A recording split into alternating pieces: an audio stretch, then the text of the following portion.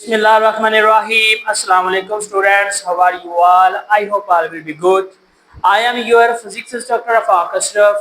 बच्चे last time हम लोगों ने प्रोजेक्टाइल मोशन और उसके तीन अहम बुनियादी जुज पढ़ लिए थे, जिसमें हम लोगों ने height of the projectile, time of the flight और रेंज ऑफ प्रोजेक्टाइल के कंसेप्ट्स को बड़ा क्लियरली वाज़िया तौर पर समझ लिया था। आज जो हम लोग करने जा रहे हैं वो है प्रोजेक्टाइल की एप्लीकेशंस, और उससे रिलेटेड पहले वाला जो हमारा टॉपिक रह गया था ग्रेविटेशन वाला, उसको हम लोग डिस्कस करेंगे। अभी तक आप लोगों ने हमारे चैनल को सब्सक्राइब नहीं किया तो इसको लाजमी सब्सक्राइब करें, लाइक कमेंट और शेयर करना मत भूलिएगा, ताकि इस चैनल की जितनी भी एजुकेशनल वीडियोस हैं वो आप तक पहले पहुंची जा सके। तो आए आज के टॉपिक्स को हम लोग डिस्कस करते हैं। बच्चे जो हमारा आज का टॉपिक है उसमें से जो पहले था वो था मोशन अंडर द ग्रेविटी। किसी बॉडी का ग्रेविटी में रहकर मोशन करना किस तरह का होता है। फॉर एग्जांपल बच्चे आप लोग हम सब इस चीज के मायने से काफी हद तक वाकिफ हैं। किस तरह से हमारा जो जमीन के ऊपर चलना, हमारा चेयर के ऊपर बैठना, हमारा टेबल के ऊपर बैठना, यहाँ तक कि हमारी हर एक्टिविटी में ग्रेविटेशन मौजूद होती है। ग्रेविटेशन की ही वो फोर्स है जो हमें स्टेबिलिटी और हमें बुनियादी रुकावटों से बचाती है। यहाँ तक कि ग्रेविटेशन की ही वजह से अगर हम किसी डिस्प्लेस या फिर डिस्टेंस फासले से छलांग भी लगाते हैं तो हमारा ये जो मेथड है वो बिल्कुल इस तरह से होता है कि हम लोगों ने सेंटर की तरफ आना होता है। किसकी तरफ? सेंटर की तरफ। अगर आप किसी इस तरह से देखें ना, तो ये जो सेंटर है ना, ये बॉडी है और ये जमीन का सेंटर है। तो ये वाला जो सेंटर है इसको सेंटर ऑफ ग्रेविटी कहते हैं, जिसकी value 9.8 metre per second square होती है। इसने बॉडी को अपनी तरफ अट्रैक्ट करना होता है। ये बहुत मामूली सी फोर्स है, लेकिन पूरी दुनिया में ये फोर्स मुख्तलिफ किस्म की बॉडीज को, मुख्तलिफ किस्म के ऑब्जेक्ट्स को मुनज़्ज़म किए हुए है। तो इसका थोड़ा सा हम लोग क्लैरिटी देखते हैं। Motion under the gravity, gravity के अंदर रहकर हरकत करना किस तरह का होगा। सबसे पहले तो आपको ग्रेविटी का पता होना चाहिए। ग्रेविटी एक किस्म का लाक है, और वो जो ग्रेविटी का इलाका है ना, वो हमारा पूरा सारा जमीन है। ये जो जमीन है ना, और जमीन के ऊपर जो हमारी लाइफ है, ये इस चीज के मायने को वाज़िया तौर पर जाहिर करता है कि ये आपके पास एक सारा जो उसका रीजन कहलाता है, और इस रीजन में जहां पर भी जाएंगे वहां पर ग्रेविटी की फोर्स वाज़िया तौर पर आप लोगों को मिलेगी। उस हिसाब से इसकी डेफिनेशन को मैंने मेंशन किया है यहाँ पर। बच्चे आपको लेक्चर वाइज और बाय हेडिंग किस तरह से पेपर प्रेजेंटेशन करनी है, किस तरह से आप लोगों ने दूसरी चीजों की रिक्वायरमेंट्स को पूरा करना है। Gravity is the force that exhibit on the body which have a mass. Gravity किसी जिस्म की वो फोर्स है जो उस जिस्म के ऊपर एक्सर्ट करती है और हमें उस चीज का मालूम होता है, यानी कि वो मैस रखती होगी। क्या रखती होगी? मैस रखती होगी। मादा की तारीफ हम लोगों ने क्या की थी? वो तमाम अशिया जो जगह घेरती है और मैस रखती है मादा कहलाती है। इसी तरह से ग्रेविटी भी वो है कि जो अगर किसी जिस्म का मैस है तो उसकी ग्रेविटी की फोर्स है। क्यों? ग्रेविटी की फोर्स बेसिकली ये इस फार्मूले पर मबनी है, W is equal to m g. W is equal to m g, weight के इक्वल होती है। जो ग्रेविटी होती है ये असल में ये है कि जिस बॉडी का मैस है उसको ग्रेविटी जी अपनी तरफ अट्रैक्ट करेगी, वो होगी आपकी gravity. Gravity is an acceleration of the earth in which it attracts a body towards its centre. Gravity किसी आपके पास रीजन की वो पावर है या वो स्ट्रेंथ है जो उसको अपनी तरफ अट्रैक्ट करती है। इसमें दो तरह की चीजें आ सकती है, पॉजिटिव एक्सेलरेशन यानी पॉजिटिव ग्रेविटी कब होगी और नेगेटिव ग्रेविटी कब होगी। बच्चे जो आपके पास पॉजिटिव ग्रेविटी है वो तब आती है जब कोई जिस्म जमीन के साथ अटैच में रहता है, जमीन के साथ जुड़ा रहता है, या एक मैक्सिमम हाइट या किसी डिस्टेंस फासले से नीचे आते हुए या फॉल करते हुए जो बॉडी की मोशन होगी वो आपके पास पॉजिटिव में आएगी। तो लिहाजा उसका जो एक्सेलरेशन होगा वो पॉजिटिव में होगा। अंडरस्टूड है? A body falling freely under the force of the gravity and moving downwards towards its centre. एक वो बॉडी जो फ्रीली फॉल कर रही है, आजादाना तौर पर नीचे आ रही है, और उसका मकसद क्या है? सेंटर ऑफ ग्रेविटी के साथ मिलना। तो वो आपके पास कौन सा एक्सेलरेशन होगा? वो आपके पास पॉजिटिव ग्रेविटेशनल एक्सेलरेशन कहलाएगा। इसी तरह से अगर हम किसी चीज को खुद से या जमीन से उठाकर ऊपर की तरफ फेंकते हैं, तो हम लोगों ने लास्ट वाले लेक्चर में ये चीज कंफर्म कर ली थी कि जब हम जमीन से ऊपर की तरफ किसी ऑब्जेक्ट को फेंकते हैं तो उसकी वेलोसिटी, उसका एक्सेलरेशन डिक्रीज होना शुरू हो जाता है। एट द हाईएस्ट पॉइंट जाके वो जीरो, और फिर वो वहां से दोबारा क्या करेगी, फ्रीली फॉली मूव करना शुरू कर देगी। इस फासले के दौरान जो नीचे से लेकर ऊपर तक उसने कवर किया, तब उसका जो ग्रेविटेशनल एक्सेलरेशन होगा वो कम होना शुरू हो जाएगा, इसलिए उसकी जो वैल्यू होगी वो नेगेटिव माइनस जी में होगी। When a body goes upward, जब कोई बॉडी ऊपर की तरफ जाएगी, the gravitational acceleration goes on decreasing, तो ग्रेविटेशनल एक्सेलरेशन कम होना शुरू हो जाएगा। ठीक है, इसके मतलब गैलियो था पहला बंदा। गैलियो ने क्या किया, गैलियो ने एक एक्सपेरिमेंट किया। उसने एक मैक्सिमम हाइट पर जाकर दो ऑब्जेक्ट्स को नीचे जमीन की तरफ फेंका, चाहे वो भारी है चाहे वो हल्का है, नो इश्यू। क्यों, जमीन का जो ग्रेविटेशनल एक्सेलरेशन वो फिक्स है, उसकी जो value 9.8 metre per second square दे दी गई है, वो सब बॉडीज के लिए सेम है।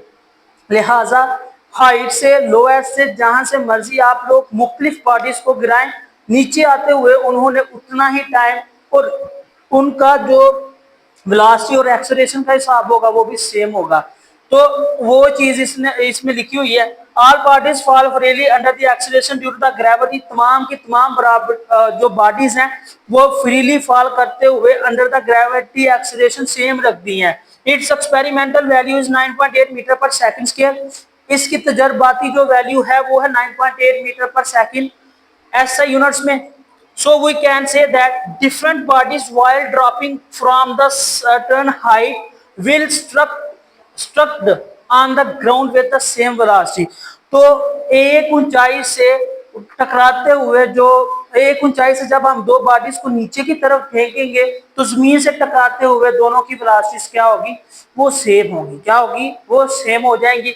तो लिहाजा हम लोग कह सकते हैं तो वैल्यू ऑफ जी कब पॉजिटिव होती है कब नेगेटिव होती है। या आपसे क्वेश्चन पूछा जा सकता है, when will be the value of the small g will be greater and lowest, और why the value of the g goes on decreasing while the body move upward. ऊपर जाते हुए बॉडी की जो वेलोसिटी है, ग्रेविटेशनल एक्सेलरेशन है, वो कम क्यों होता है। क्यों, क्योंकि बच्चे जो बॉडी का जिस जिस्म का हम लोग एक्सेलरेशन फाइंड कर रहे हैं, अगर वो जमीन की ग्रेविटी से निकलकर ऊपर कहीं हाईएस्ट पॉइंट पर जा रहा है ना, तो उसके ऊपर जो ग्रेविटेशनल एक्सेलरेशन है वो कम होता जाता है। इसलिए हम लोग कहते हैं कि वो कम हो रही है, क्योंकि वो जमीन की ग्रेविटी से आउट हो रहा होता है। इसलिए खला में ग्रेविटी की फोर्स नहीं होती, क्योंकि वो जमीन से बाहर वाला हिस्सा है। फिर इसी तरह से अगर उस पॉइंट पर किसी हाईएस्ट पॉइंट से नीचे आती हुई बॉडी को देखें तो उसका ग्रेविटेशनल एक्सेलरेशन ज्यादा होता है। क्यों, जैसे जैसे जमीन की हदूद में कोई चीज आती जाएगी नीचे की तरफ, वैसे वैसे उसका ग्रेविटेशनल एक्सेलरेशन बढ़ता जाएगा। अंडरस्टूड है। Motion, the equation of the motion freely falling body, हम लोग फ्रीली फॉलिंग बॉडी की जो एक्सेलरेशन है, जो उसकी वेलोसिटी है, वो किस तरह से फाइंड कर सकते हैं। लास्ट टाइम बच्चे हम लोगों ने तीन इक्वेशंस ऑफ मोशन पढ़ी थी, first equation, second equation and third equation. बात हो रही है हमारी ग्रेविटी की, तो यहाँ पर जो एक्सेलरेशन होगा वो ग्रेविटी एक्सेलरेशन होगा। लिहाजा मैंने ए वाला जो एक्सेलरेशन, ए लीनियर इक्वेशंस के लिए है, ए वाला जो हमारे पास है वो मैंने ग्रेविटी एक्सेलरेशन में चेंज कर दिया है। लीनियर में हम लोगों ने फर्स्ट इक्वेशन ऑफ मोशन क्या पढ़ी थी, वो हमारे पास वैल्यू आई थी v F is equal to we I plus a t, इसके बराबर आई थी। तो ग्रेविटी में ये क्या हो जाएगा, V F is equal to we I plus G T. G का फर्क पड़ेगा क्योंकि ए को हम लोग किससे रिप्लेस कर रहे हैं, जी से। Then second equation of motion हमारे पास क्या बनेगी, सेकंड इक्वेशन ऑफ मोशन थी हमारे पास s is equal to v initial साथ में time plus 1/2 a t square. ये थी second equation of motion. But in the case of the gravity, we can change the value of A. We can replace the parameter VIT plus 1/2 GT square। बच्चे यहाँ पर भी दो case बन जाते हैं। अगर बॉडी जमीन की ग्रेविटी से ऊपर की तरफ जा रही है, ऊपर की तरफ, या जमीन की ग्रेविटी से आउट जा रही है, तो वो नेगेटिव में माइनस होगा जी। और अगर वो down towards the centre of gravity आ रहा है तो वो प्लस में, यानी ये सेम लिखी जाएगी। ये चीज आपने याद रखनी है, न्यूमेरिकल्स में ये चीज इस्तेमाल होगी।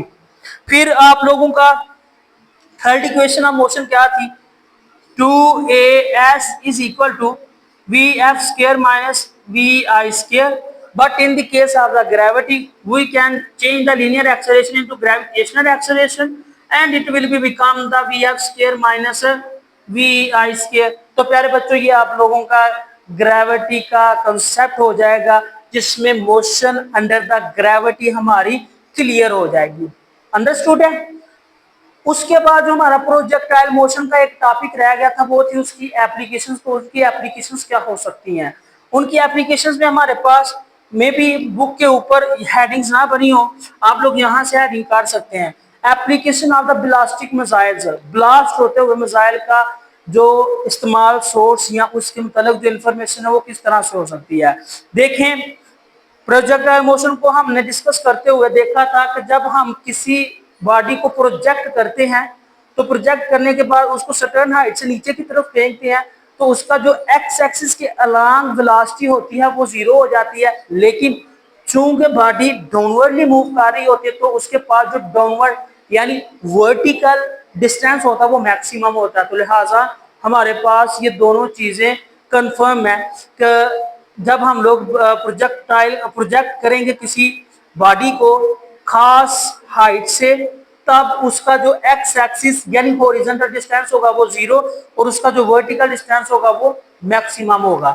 उसकी एप्लीकेशन में क्या आता है, a flight in which a projectile is given an initial step और इनिशियल पुश, स्टेप भी कह सकते हैं पुश भी कह सकते हैं। जो इसका फर्स्ट स्टेप होता है, जब हम किसी फ्लाइट के दौरान जब किसी बॉडी को हम लोग इनिशियली इब्तदाई पुश करते हैं, धक्का देते हैं, and is then allowed to move freely, तो एक दफा हमने उसको फेंक दिया या एक दफा उसको पुश कर दिया फिर बाद में छोड़ दिया उसको उसके हालात पे, तो फिर क्या होगा, वो आसानी के साथ फ्रीली मूव करना शुरू कर देगी। और वो जो आपके पास होगी due to the inertia, inertia की वजह से वो रुकेगा नहीं, आगे की तरफ हरकत करता जाएगा।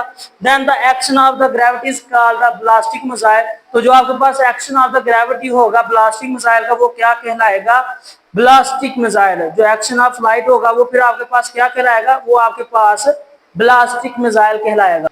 उसके बाद बच्चे हम लोग देखते हैं कि ब्लास्टिक मिसाइल क्या होता है और उसकी वजूहात कौन कौन सी हो सकती है, उससे रिलेटेड चीजें कौन सी हो सकती हैं। ब्लास्टिक मिसाइल ऐसा मिसाइल होता है द अनपावर्ड एंड अनगाइडेड, बगैर पावर और बगैर रहनुमाई वाला, यानी जिसको कोई इंफॉर्मेशन या इंस्ट्रक्शंस नहीं मिली, क्योंकि डिजिटल जमाना जा रहा है, डिजिटल चीजें इस्तेमाल हो रही हैं। इन डिजिटल चीजों में हमारे पास हर चीज की इंफॉर्मेशन होती है और मुतलका सिस्टम को हम लोग इंफॉर्मेशन देकर भेजते हैं। फॉर एग्जांपल, अगर हमने घर के सामान के लिए भी कोई चीज मंगवानी है ना, चाहे छोटे भाई से मंगवानी है बड़े भाई से मंगवानी है, उनको भी इंस्ट्रक्शन दी जाएगी कि ये फलां चीज तुमने लेके आनी, फलां चीज मतलब इंस्ट्रक्शन दे दी गई है। फिर वो ऑटोमेटिकली क्या होता है, पावर में आ जाता है, यानी कि वो काम करना शुरू हो जाता है। लेकिन यहाँ पर ब्लास्टिंग मिसाइल क्या है, अनपावर मतलब काम उसका शुरू नहीं, अनगाइडेड, उसके पास कोई इंफॉर्मेशन नहीं, तो बच्चे ऐसा मिसाइल ब्लास्टिक मिसाइल कहलाएगा। क्या कहलाएगा, मैंने थोड़ा सा सोशलिज्म में होकर आपको इसकी डेफिनेशन समझाने की कोशिश की ताकि आपका कंसेप्ट और मेंटली प्रिपेयर होकर आप इसको समझ सकें। ठीक है, ट्रैजेक्टरी, ब्लास्टिक ट्रैजेक्टरी क्या होगी, path followed by the ballistic missile is known as ballistic trajectory, तो वो रास्ता जो ये फॉलो करेगा वो उसकी क्या कहलाएगी, ट्रैजेक्टरी कहलाएगी, ballistic trajectory. Motion of the ballistic missile, motion कैसी हो सकती है, दो तरह से होगी। एक तो जब वो प्रोजेक्ट होगा तो उस प्रोजेक्शन का बिल्कुल यानी लॉन्चिंग से ऑनवर्ड, और दूसरी क्या होगी उसकी vertical motion due to the gravity. एक वो आप लोगों ने चीज पढ़ी थी ना, ये देखें, जब आपने यहां से बॉडी को नीचे की तरफ फेंका था, ये देखें, एक तो ये इसका हिस्सा बना था हॉरिजॉन्टल और एक बना था इसका वर्टिकल, ये आपका हॉरिजॉन्टल और ये आपका वर्टिकल। तो दो तरह से मोशन होगी, या तो straight line motion in the launching यानी जिस तरफ आप लोग फेंक रहे हैं, दूसरा जब आपके फेंकने की फोर्स मुकम्मल या फिर जाया हो जाएगी फिर वो नीचे की तरफ अंडर द ग्रेविटी मूव करेगा, वो वर्टिकल कहलाएगा। क्या कहलाएगा, वर्टिकल। तो इस तरह से ब्लास्टिंग मिसाइल की दो तरह की मोशन होती है, एक स्ट्रेट लाइन जहां पर लॉन्च हो रहा है और दूसरा वर्टिकल डाउनवर्ड।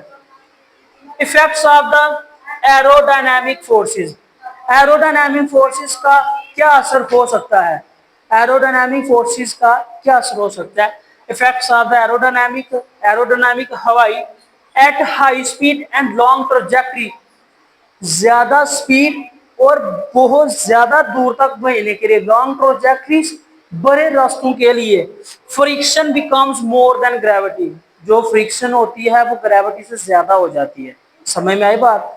लंबी कतार या लंबी पहुंच के लिए जो फ्रिक्शन होगी उसकी जो वैल्यू है वो ग्रेविटी से ज्यादा हो जाएगी। फिर क्या होगा, it affects the horizontal and vertical motion.